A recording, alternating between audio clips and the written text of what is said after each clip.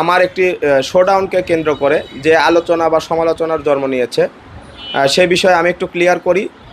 গতকালকে আমার যে শোডাউনটি ছিল মাইক্রো বা প্রাইভেট কার অথবা হাইসের যে শোডাউনটি, সেখানে প্রতিটি গাড়ি, এখানে সিএনজি গ্যাস চালিত গাড়ি ব্যবহার করা হয়েছে। এখানে একটি গাড়িও তেল চালিত অর্থাৎ পেট্রোল বা ডিজেল চালিত কোনো গাড়ি ব্যবহার করা হয়নি। আপনারা হয়তো বুঝবেন যে আমি যদি এতগুলো প্রাইভেট কার বা হাইস নিয়ে যদি শোডাউন করতে পারি, তাহলে অবশ্যই আমি যদি চেষ্টা করতাম, হয়তো এখানে আরও শত শত মোটরসাইকেলও এই শোডাউন বা এই বহরে যোগ হতো।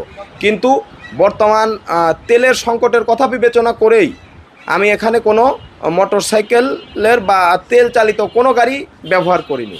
এই বিষয়টি নিয়ে আমি যথেষ্ট সচেতন রয়েছি এবং বর্তমানে যে তেলের সংকট রয়েছে এই বিষয়ে বিবেচনা করেই কোনো তেলের চালিত গাড়ি যেমন ব্যবহারও করিনি এবং সকলকে নিরুৎসাহিত করেছি।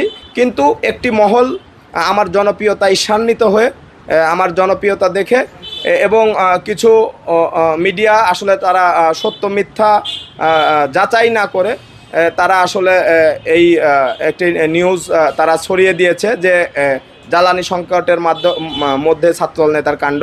কিন্তু আমি আপনাদেরকে সদয় অবগতির জন্য আবারও জানাচ্ছি যে আমার প্রতিটি গাড়িতে আপনারা প্রয়োজন হলে কার মালিক সমিতি রয়েছে, রেন্টে কারের সভাপতি সেক্রেটারি রয়েছেন বা যারা ড্রাইভার রয়েছেন, তাদের সাথে কথা বললে আপনারা স্পষ্টভাবে জানতে পারবেন যে তাদের কোনো গাড়ি তারা কোনো সময়ই তেলে ব্যবহার করে না। প্রতিটি গাড়ি সিএনজি গ্যাসে তারা পরিচালিত করে থাকে।